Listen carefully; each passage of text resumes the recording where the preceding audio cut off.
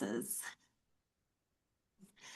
All right, there you good go. morning and good afternoon to some, and welcome everyone. I am so excited to be here today to talk to you about a topic that a couple of years ago, if you had asked me, what do I know about artificial intelligence? I would say absolutely nothing.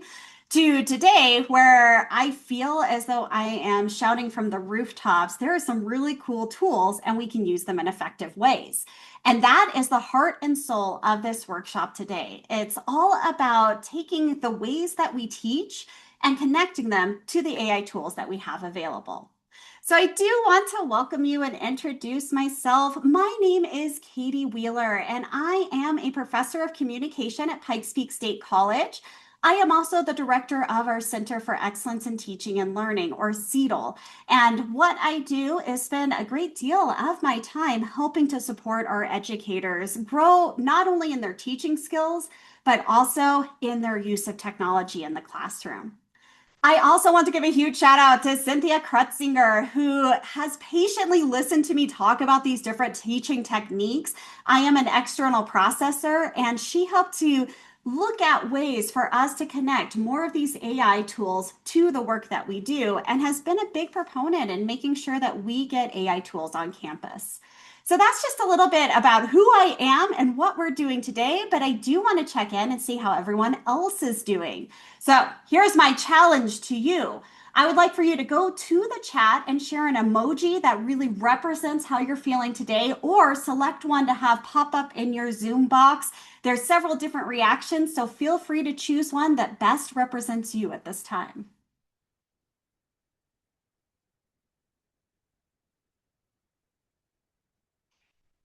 And I like that with the sunglasses, especially on a Friday. Perfect. Beth, that is glorious. I love that emoji so much.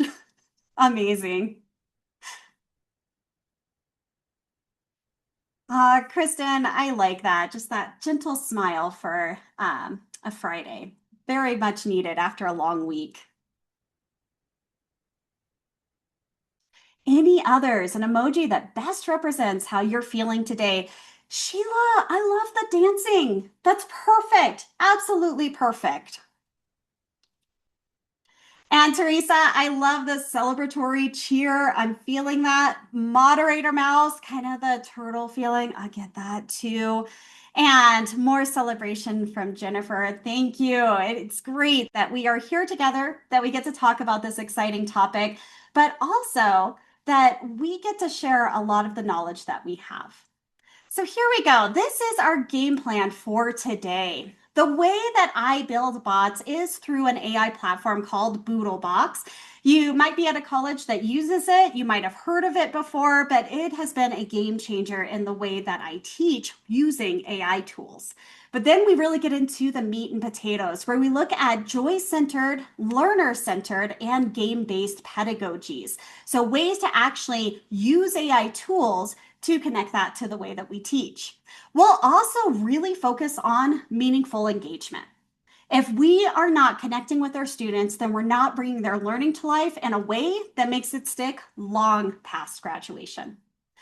Now, here are a couple of great resources that I've used to build this presentation, starting with the second edition of Teaching with AI. I found the first edition to be extremely helpful, and the second one has even more ideas for us. I also appreciate all of the ideas and the equity guide, the Norton Guide to Equity-Minded Teaching. And this book shows you everything you need to know about teaching and learning from the ground up. And then this third one here, Creating Wicked Students, is all about putting together these tough problems for students to solve. And that has been one of my guiding lights as I work with artificial intelligence tools. But the other books that I found extremely helpful as I am digging into the teaching side of this is, first, what is joy-centered pedagogy? And the Canfield book gives you a series of essays that break it down beautifully. The second one is Professors at Play. And this is actually a free resource that you can get access to right away. And the Joy Centered is as well. But the Playful book has a lot of great ideas on infusing your classroom with playful strategies and using games to help support learning. This third one here is learner-centered teaching and making it work in your classroom and really focusing on where a student is coming from as a learner. So if we have some of our foundational books in mind, the other thing that I want us to start to use is to either go to one of your favorite AI tools, or we're also going to take a look at Boodlebox that you can get set up with a free account. It does have free AI tools, but it also has more tools that I like to use in the classroom. As we're doing this is one big question I have for everyone here. How comfortable do we feel with AI tools at this point? Are we super comfortable at this point? Like we're ready to learn, grow in that way? Are we kind of somewhat comfortable? I know how to use a few things, but I need to learn more. Are we feeling just still uncomfortable or very uncomfortable with AI tools and navigating that space? I always want to leave a lot of room for that conversation. And then I also got the recommendation to put AI Eek on there because there's still some spaces where it's, oh no, I see the student used AI. I feel terrible about it. Now what do I do? So feel free to go ahead and take a moment to begin answering this. And I see that popping up with just the different places that we're coming from in our comfort levels with AI. And we got some very comfortable, somewhat comfortable, and feel free to take another moment with that question. What is your comfort level? Know that there's absolutely no judgment whatsoever at this point. If this question asked me how comfortable I was with Excel, I would run away crying. So we have these different comfort levels with tools, and we need to acknowledge that.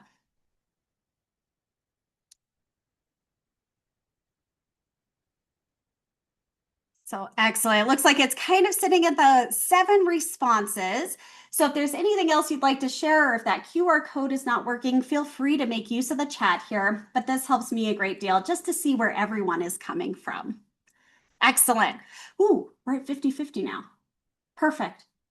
Feel free to go ahead and continue to put your data in there. I do have that data up and I'm able to track it just to know where everyone is at. And here's where I'm going to introduce us first to our AI tool. When we have the opportunity to select AI tools that work best, we do tend to get very locked in. We are using ChatGPT or we are using Claude, but we're not necessarily using a tool that gives us access to multiple AI platforms. And that's why we at Pikes Peak started to use Boodlebox. And at this time, it is okay if you want to go ahead and go to boodlebox.ai and set up and follow along. But you can also say, hey, I just want to listen and I will work on some of this later. So that is available to you. What I have on the right side is actually an AI bot that I built through PlayLab that is a Center for Excellence in Teaching and Learning bot.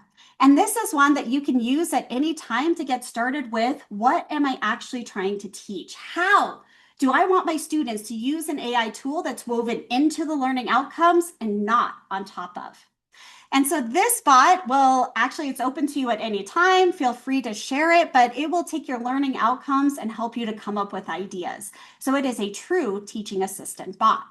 So that's what I had on the right side of the slide. When you go to box.boodle.ai or get into Boodlebox, you can choose to set up an account if you'd like. I'll also have some links that will take you in to see how some of their different bots function. But specifically, when you get onto the front page here, this is where an AI platform has been a game changer for my teaching, but also our college. And here with this Boodlebot in the lower left-hand corner, it will select the bot that can best answer my question. It will select the bot that can help me the most. And that's why I've really leaned into this platform. But the other part of this is in Boodlebox, you are able to build custom bots or apps. You can think of it that way too. And you can even make assignments. So, as you're getting in there, or if you're listening along and you've got a question later on, I've been using this platform for about a year and a half now, and I've had a lot of success with it. But know that any of the teaching strategies that we're using will work with Boodlebox or another AI tool of choice. So, it's not locked into this platform, but it is one that I have enjoyed using. The other part of this is figuring out AI bots. Why do we create them? What do they do? And why is this different than having my students go to an AI tool? And this is where each pedagogical approach I talk about today is connected to a way that I'm using one of these bots. And I always think of an AI bot as sort of this friendly bot that you have on your screen right now who is saying, hey, what can I do for you? How do you want to put together my instructions? How can I become an educational tool? And the neat thing about these bots is that you can give them specific instructions, set up a knowledge bank, and really get students into a space where they are doing something different with AI that they might have not done before. And here's exactly how it looks when you get into Boodlebox. You're thinking first about the purpose of that bot. What type of knowledge do I need to add to it? And then it will help you a great deal with your workflow. So I'm just going to show you this quite quickly, but I am always available to talk about bots because when you see my list, it has continued to grow over time. I have several different bots that I've been working with, but during the semester, I'll work in about one or two that I'm actively using. So here is my tricky question for you right now. I know it's Friday morning and or Friday afternoon as well. Our brains might be functioning at different levels right now, but can you think of either a silly bot you would love to build or a very serious bot that you would use in your courses? Feel free to take that moment to think, add your idea to the chat, and then I'm going to show you how to build this today. So we are just thinking of what is a great bot idea? What would I love AI to be able to do? And we're going to walk through the steps to build that bot right now. So as you're thinking, head to the chat window. You can type it up. If you can't get into the chat window, feel free to raise a digital hand. I could take a verbal response as well. What is your dream bot?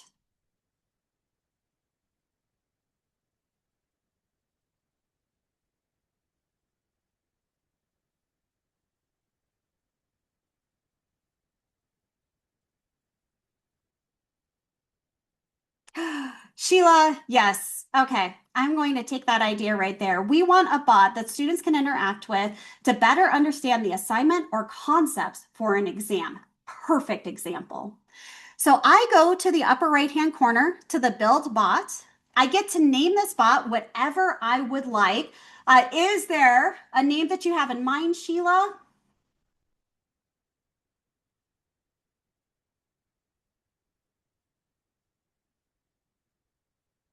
And if anyone else has a name, feel free to jump in. AI Annie, I love it. Okay, we're going with AI Annie. Perfect. We're going to hit continue here. And this takes us to a builder. And this is where it's a game changer. You are the subject matter expert. You know your discipline inside and out. You know your students. And this gives you the space to build a bot that best meets them where they are at. And thank you so much for sending in these other ideas. We will work with these as well. These are perfect. So once I get to this page, I've got the name of my bot. It creates a nice link that I can share with students, but it will also have the instructions and the knowledge bank. So we have this purpose, and everyone is coming up with their purpose in the chat right now. This is great. Keep adding those wonderful ideas.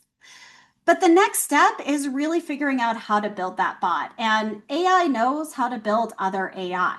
So in Boodlebox, they actually give you a bot builder that you can tell it what you're trying to build, and it will put together instructions for you. So if I have this from our chat, and I am just going to say for an exam in interpersonal communication, I bring that up because that is one of my courses, but also all of the bots that I have in here use my OER materials. So they already understand the chapters and what I'm looking for, and I love that it remembers. So it's easier to build a stronger bot. So as this is working on the request, it is going to come up with a name for the bot, a description, a greeting. It puts together the instructions.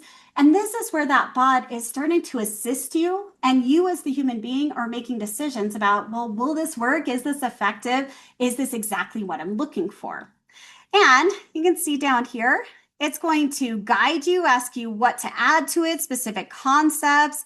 It does a really good job of figuring out the type of bot that you would like to build. After you answer those questions, it'll give you those specific instructions that you paste right into here, and you can modify it at any time. So if it's working really well for students, you can keep going with it, but if not, you can always change it up as well. So this has just been a game changer in my classrooms.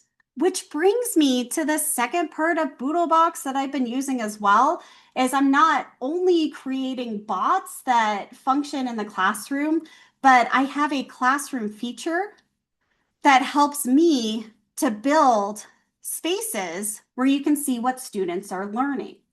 And so we're going to go through this in just a moment, but you can see that I've been using this quite a bit. I have live courses in here. So when I do have a role play bot or an encouragement bot or a learner-based bot, I can give my students extra credit for going that extra step in their studying, or I can even look through their role play and see where they're getting stuck on concepts or theories that we're covering. And then yes, the test bot function. So let me go back into my bots here, and I'll show you one that is fully put together. This has been one of my favorites. It has been a hit in my classrooms.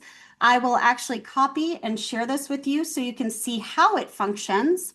But when I go in here to the case of the cheese burglar, this is what used to be a case study that I had in a Word document. But now I have taken this case study and I have turned it into an interactive scenario that individuals work with. So in just a moment, it's totally not going to get stuck on me. I've opened up too many tabs today. I can show you that test feature in there. Let me close this one too. That might help. All right, we'll exit the page. So I promise to show you that as soon as Microsoft has decided that it will function again. So in the meantime, I will go back into the slideshow and then I promise to show you what the test bot function looks like. So hopefully at this time you've had the opportunity to go in there, see what one of these bots can do. But the real awesome part is being able to go into the classroom feature and message students, see what they're working on. And especially if they want to use a bot to assist them with their papers, I create one for them. So they're using that bot. I can see how they're growing in their AI literacy skills. This is where we need to figure out, how do we want to bring bots to life in our own classrooms? You might have already started to do this. You're beginning to think about doing this. You're building these now. But I want us to really start to connect this to the ways that we teach. So I've got 3 possible reflection questions here for you. And I want you to just select one question. You can raise your digital hand to chime in, or you can also type your answers up in the chat window. And the first question I have for you is, I want you to think of a time where you took a class that had a culture of fear, and how was your learning specifically affected by that negative atmosphere? Next, think about a time where you felt the most joy in a classroom. How was your teaching and or your learning affected by that positive emotion? And then a third one, you could also think of a toy that you played with as a child, and what specifically did that toy teach you? So I'm going to give you just about 30 seconds to think of your answer. Feel free to start raising that digital hand if you want to chime in verbally, or make full use of the chat, and I'm happy to read out those answers that you're putting in there. But choose one that means the most to you, and then we'll answer.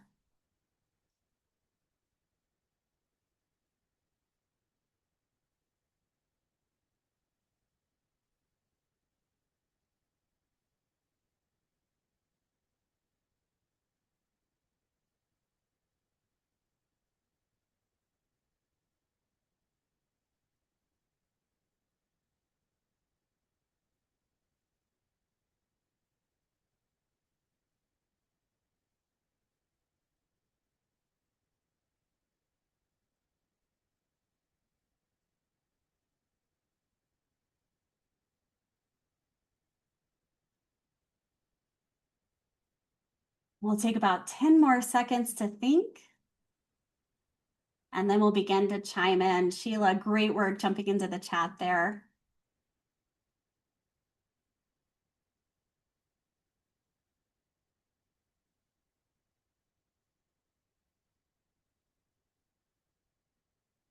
And go ahead and start to enter your answers into the chat window. And if you want to answer verbally, I could take about 1 or 2 individuals. Feel free to raise that digital hand under your reactions. Or if you also want to come on camera for a moment, you can raise your physical hand. I will be able to see you. And so the first example that we have here is playing jacks. And I don't know if kids play jacks anymore. I remember too playing that as a small child, but that's a good example of a game that can teach you about focus. Excellent example there. And yeah, Jennifer, I don't think my kids would know either. Simon was a really good game too. Ursula, what did you learn from playing Simon?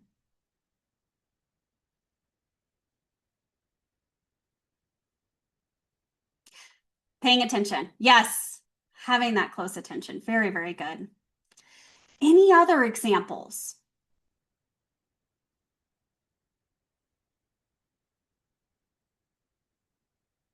Extra long, awkward silence just in case.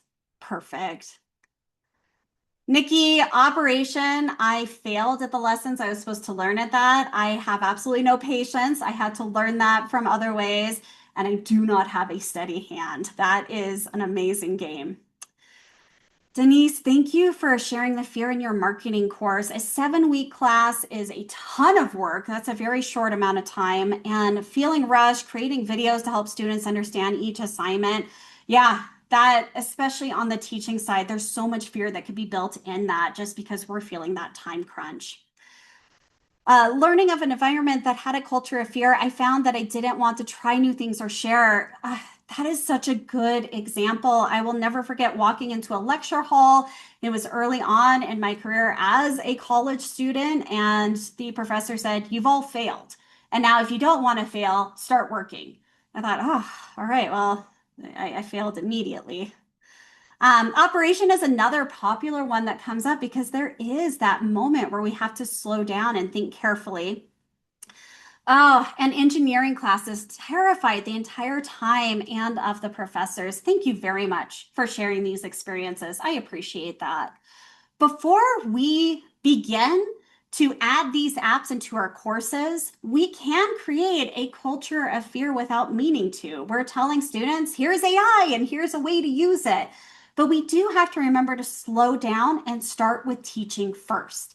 AI is another tool that we can help to use to enhance teaching, but we can also use it as a gentle way to introduce students to how to use AI tools to collaborate with and assist them in their work.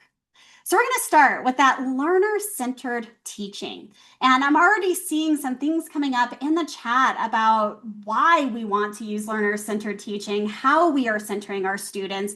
I'm even thinking of that 7-week course. It's a short amount of time that I'm trying to center my students. How do I show them learning strategies that help them to stay on top of the work in that course? Or especially, we might not have realized this, but while playing the game Operation, we were also beginning to learn about different study strategies. So in learner-centered teaching, this might have some of those keywords that are familiar to us. We are thinking about backwards design and starting with my entire class. What do I want students to know at week 15 versus where do I get started and working my way backwards? It's the exact same process as we're building bots. What do I want students to get out of this AI tool? And if I work backwards from that, here's the learning outcome. What does it take for them to get to that outcome? I'm putting them at the center of my AI tool creation. It's also a great tool that you can use for collaborative note-taking. AI can help with building concept maps, but flipping the classroom and using problem-based learning, these are all strategies we can use and help students connect to this while learning how to use AI. So we actually weave it into our learning outcomes, but also get them to use study strategies more effectively. And so one bot that I really wanted to build was a bot that showed students how to use space practice, interleaving study, and retrieval practice. And I wanted them to more actively use that during their study sessions. And I went ahead and built a bot that will walk them through how to specifically use these strategies with the material and then with any material that they want to put into it. So the first one I'm going to show you is a 5-minute review. This is a bot that takes a look at the Rollins stages of friendship. And I want students to be very comfortable with these stages in a way that they can recognize verbal and nonverbal indicators of which stage a relationship is at. I also wanted to add a game element to it, so it's actually in the format of an escape room. If you decide to scan this now or scan this later or follow the link, it will pop up with the bot and say, "Are you ready?" And when you press OK, it takes you right into that bot interaction and will give you different stages, and you guess which stage that is. Now, here's the other end of that bot, and I am just going to desperately hope that Boodlebox is happy with me and will start working again. There we go. And I am going to show you what this bot looks like on the back end with that test feature. I do have a lot of these bots, so I will tell you, as you start to build these, you start building more and more as you go along. But my 5-minute bot, ooh, I'm just going to show you another one, kind of the back end of it. Here's what it looks like as you build it. And the knowledge base that I put into this 5-minute bot is my OER from the course. But then when I'm going in and testing it out and making sure that it's doing exactly what I need it to do. So I could tell it, this is for a different one, but build an assignment that helps students learn about Rollins stages of friendship. And you can test and see if that bot is functioning the way that you want it to, or if you need to change up the bot that you're using. And so for the 5-minute one, because we got a really good question here, what's some of the knowledge bank that you would put in there? I'm hoping my cheese burglar one, I have no idea why that's the one I click on and it freezes. But Denise, what I put in there specifically are the chapters related to conflict and communication. I also put in my Word version of the case study. And then when I go into building it, I have no idea why that one's so angry at me. But when I build it, I also put in the instructions for the bot to only pull specifically from the OER and from the case study and to not work outside of it. And so I am deeply apologetic that it's not working. I think I have too many windows open right now. But if I can get it working, I'll show you what that's like. The other one that I have here is a learning guide. And this one will ask students, what are you learning? What are you working on?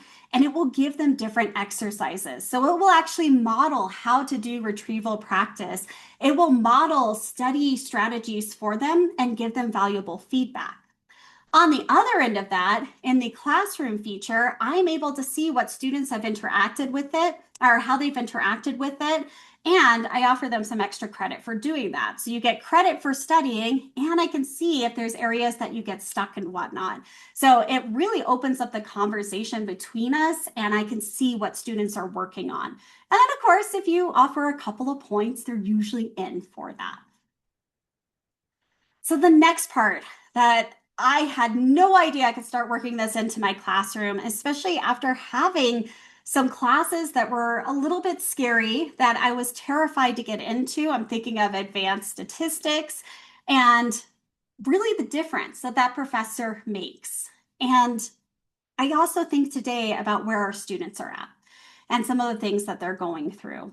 If we look at some of the research on Generation Z, and I'm thinking of our upcoming Generation Alpha, they are facing these poly crises. They are facing multiple things happening in their world that they have full access to on their devices and can see detailed videos, news headlines. There's so much that we're bombarded with. And what research is starting to show is that anxiety continues to go up. And as someone who heard this a lot about millennial students, I'm now seeing this in this next generation. And so it hasn't ended. And then a lot of that disconnection and despair. And if that's happening in our brains, then what also happens is we have this amygdala hijack. So if I'm constantly bombarded with these polycrises, multiple crises happening, then my brain is saying, well, we have to fight, or we have to run away, or we need to freeze. I don't know what to do right now. Let's tell the hippocampus to do something. And that shuts down our frontal cortex, which is where that thinking really happens for us. And with joy-centered teaching, we're starting to think more about how do I start to relieve what's happening with the amygdala and get students back to a comfortable space where they're open to learning? And can I use AI to help support me in that? And that's where we start to shift from the idea of vigor and going into rigor. Choosing vigor over rigor. Having those rigorous assignments where we feel like we're going to fail the entire time, we're pushing, we're trying, but how much have I learned from that? And a lot of what we learn from that is how it feels to be very anxious, and we're not sure how to tone down that anxiety that we're feeling. I also teach public speaking, and in that course, if it is extremely rigorous, which there's a lot that we want students to walk away with, we want them to be effective presenters. But if they're not experiencing the joy part of it, when they are delivering those speeches, that anxiety goes way up. So in joy-centered teaching, we're talking about how do I really infuse meaningful moments into the classroom, moments where students feel that reward and even some of that happiness while they are learning a new skill or concept. And if you think back to some of those games that we had in the chat window and what we learned from them, we remember those moments because we had a lot of joy when we were playing with toys as a child. And now we can go ahead and bring that into our classrooms today. So joy-centered pedagogy is not about entertainment, but it's really about creating those moments of meaningful engagement. And even here, just seeing the comment in the chat, thank you for sharing that. It's, hey, I just did this escape room. Or, hey, I worked through this role play that helped me to improve my email etiquette. I gave students a bot that helped them to improve their conflict communication because they will be sent a message from the bot that says, hey, I'm really uncomfortable of how you talked to me last week. Can we talk through this? I need to talk to you. And students will then go through and have a full conversation. And students will come back to me later in the semester and say, hey, I'm still working on this one. It's been really cool to work through these scenarios, and it's been fun for them. So it's neat to use AI that way to create some games and whatnot. And I did the escape room fully through Boodlebox. It will give them different rooms, and as they go through the rooms and enter in concepts, definitions, theories, it will take them to the next challenge. First time that I tried that in the classroom, I thought it was going to be maybe 10 minutes and then we'd move on to the next section. Students wanted 30 and 40 minutes. They really got into it. It was also so easy to build. And that's why I see AI tools as a game changer for how we're teaching. And joy is just a great ingredient to have. And if we feel joy as we plan our classes, if we feel joy when we walk into our classroom, that joy will be contagious. And we can use AI to help us out with that. So here is a joyful bot. And you saw a little bit of it earlier because it actually is working in my browser. But this bot will help you to do a joy audit of assignments or activities that you're planning. So it actually has a system to say, well, first of all, does this assignment spark joy? And if you watch the Netflix show, you kind of know what I'm talking about there. But it will also say, how much choice does a student have in this assignment, or where does their voice get to shine? Also, does this assignment create connections? Is the student able to work in a group? Are they able to interview someone in their life as they're bringing up these ideas that they're learning about? And then even, I love this last one, do I want to do my own assignments? Are my assignments interesting to me? This is a bot that you have full access to. So if you scan this QR code or this link, you can see how the bot functions. And if you decide, hey, I really want to create my own version of this, I can always share those instructions with you as well. So I am going to cross my fingers and I hope that Boodlebox works now. This is not how it normally functions. It's because I am presenting and I've got too many windows opening. And for some reason, it is very angry at that bot, so I will not click on it anymore. Oh, y'all, I'm so sorry. But when you go in there, you'll see how the bot functions and how it can conduct that joy audit for you. And I'm just going to see about maybe closing some of this and see if I can get it open to the point and I won't touch my cheese burglar bot at all. There we go. So on the back side of this, for that joyful audit, here it is. Here are the instructions that I've built into it to say like, hey, what kind of joy can you measure in there? Over here, you can see how simple that is. Over here, I use Claude because it's more creative and gives us more thoughts with it, and it jumped right in. I thought I would have to add so much more over here, and I did not have to. So this is a very simple build that will help you to conduct that audit on your course. On the flip side of that too, now that this is finally working, I'll show you as well what that 5-minute review looks like. So if students are, let's say, using a bot that gives them some encouragement or lets them know that they're doing a great job, I could go on the backside and see, well, how are they interacting with it? What are they doing? And this is what it looks like when you bring up that view screen and you can see how students are working with it. So that escape room that I was just showing you a moment ago, this is what it looks like overall, and you can see how people are using it. So we have talked about those study strategies and how to use AI to build review bots, how to use AI to help students support their study skills.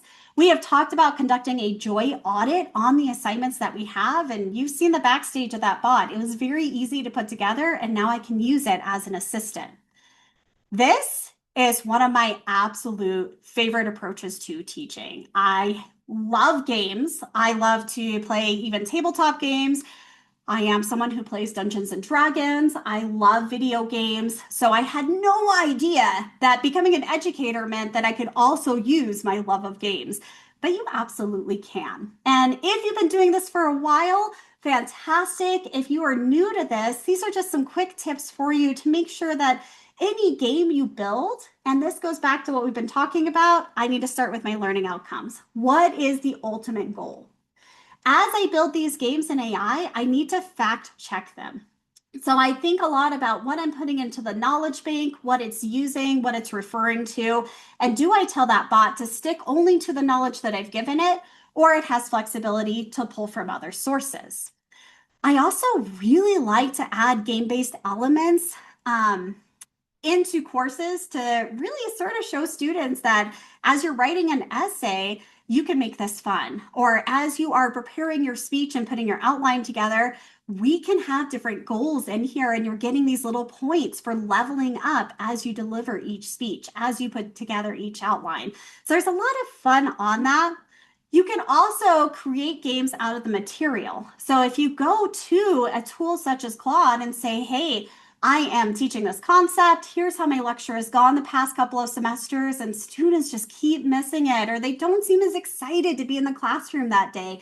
Can you help me out by adding some game-based components to it? And then you can also say, here's a game that already exists, and let AI know that and say, I want to build my own version of this. I love doing matching games with theories, and that was very easy to build with AI tools, especially at a community college, bringing this up in a way that students can connect it to their discipline. I'm helping students to see how important communication is for all of our majors. So no matter what, when you are creating a game, always give students one of those wicked problems or a sticky issue that they have to work through. Always ask what they should be doing and make those instructions as clear as possible. And then let them know step by step what to expect in the game. So Boodlebox does give you a space for instructions, but I make full use of our learning management system to have step-by-step instructions in there. First, you're going to this tool. Then you're reflecting on these questions. Now you're going to add this in your first discussion post. So I'm not relying solely on the tool. It's just something that I've woven into my course. Game-based bots are super fun to build, and two of my favorites that I tend to go to quite a bit are those escape rooms because they give you interesting challenges that you need to work through, and students can do this alone or they can do it with a team or a group. But also that role play works really well for a lot of my communication courses, but also flipping a lesson around. I am not just going to talk to you about crisis management. I am going to have you go into a crisis, and I've got a bot that will walk you through that crisis. And I do have a couple of helpful materials. So if you say, I really want to do this, I want to build an escape room. Two of the tools that work extremely well for escape rooms are ChatGPT and Claude. ChatGPT is an AI tool that does a really good job at looking at some of the detailed material that you fed to it. Claude is amazing at making it creative and fun. So for one of my bots about email etiquette, I wanted students to have a bot that did have a very Star Wars feel to it because that matches my teaching style. I had tried it in ChatGPT at first, and it just did not have the life that I was hoping for. So here's a version of this bot that you can see. Oh, I just clicked on the wrong one.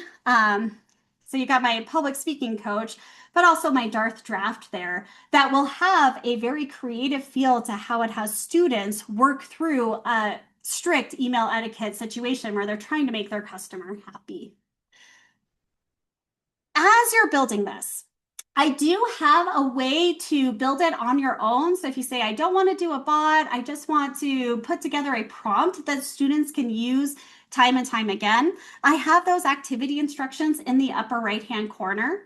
But also, if I decide to use the tools that I have in Boodlebox or in another bot builder, I want to make sure that I'm plugging these into the instructions. So I'm going back to Bloom's taxonomy and figuring out exactly how I want students learning this material. I will also bring up with the bot, I will let it know my teaching style. So I say, hey, this is a flipped classroom approach. Here's what students are reading before they go into this bot. Here's what they will know. Here's where I want you to create this program that takes them to the next level.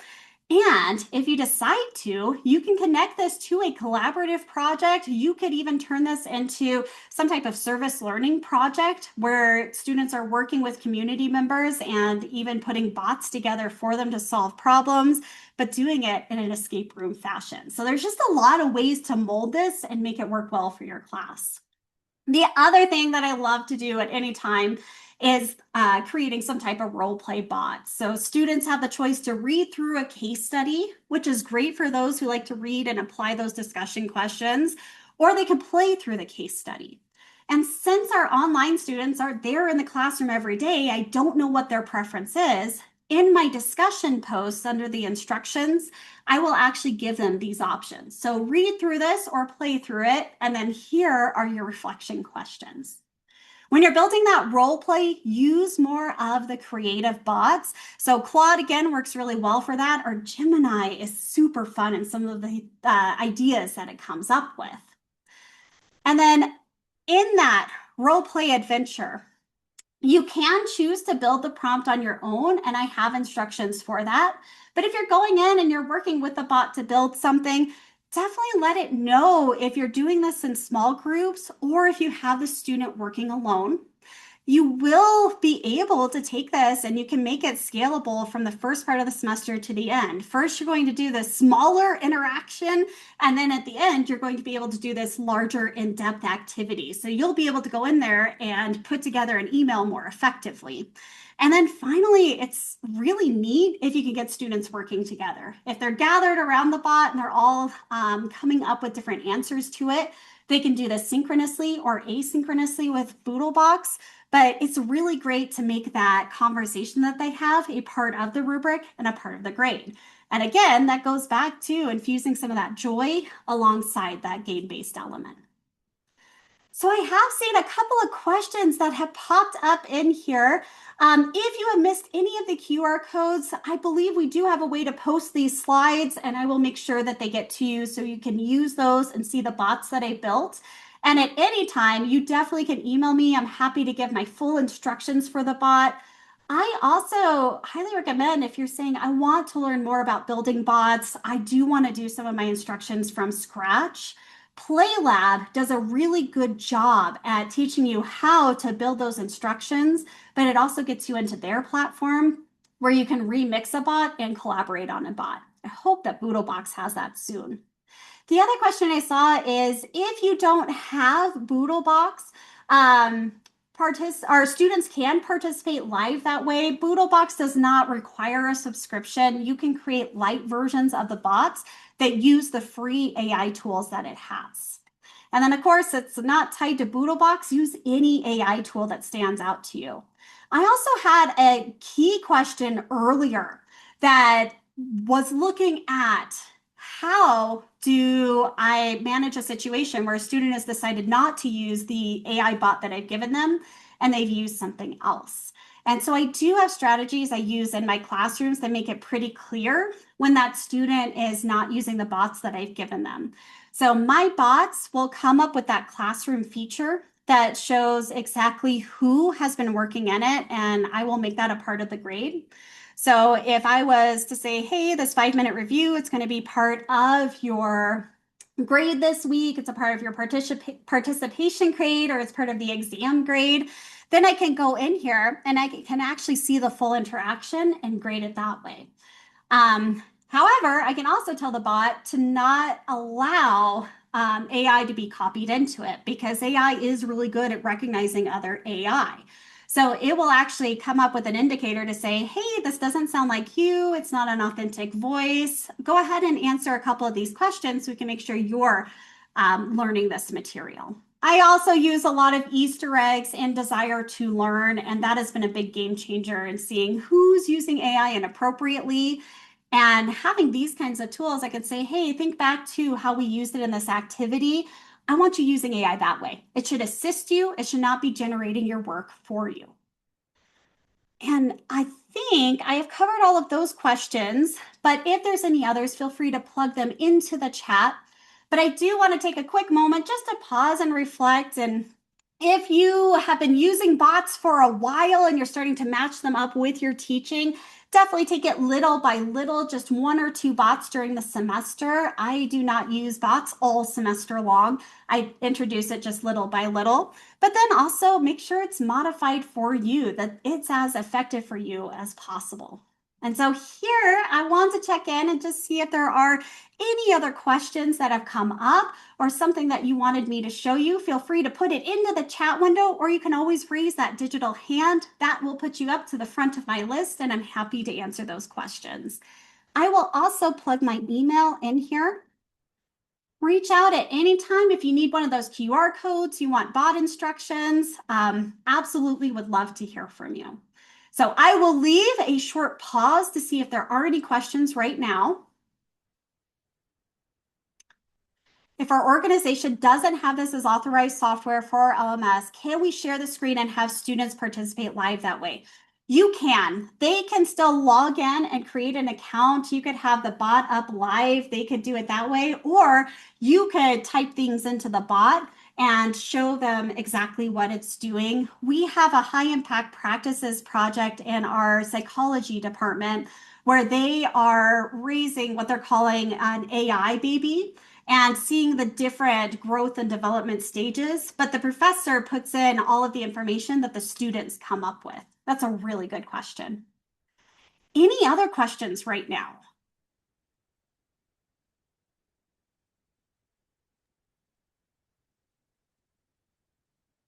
I have paused as long as I can. Feel free to add those, but I'm going to go ahead and turn this back over to our moderator. I stayed within the 50 minutes.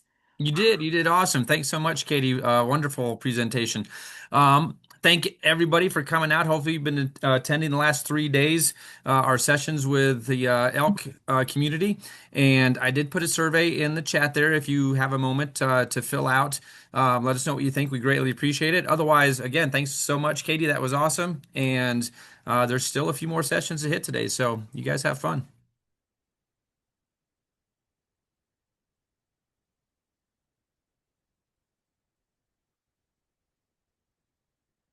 Hold on, Carolyn. I'll get that for you.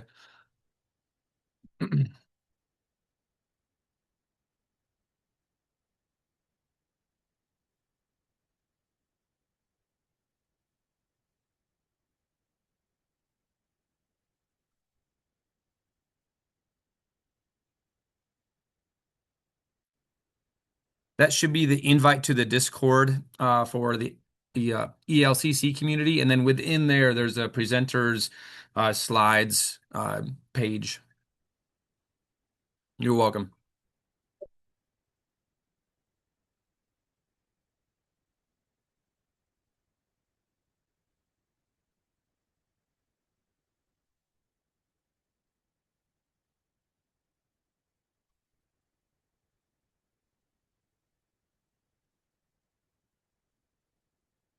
All right, I'm gonna close this up. You guys have fun.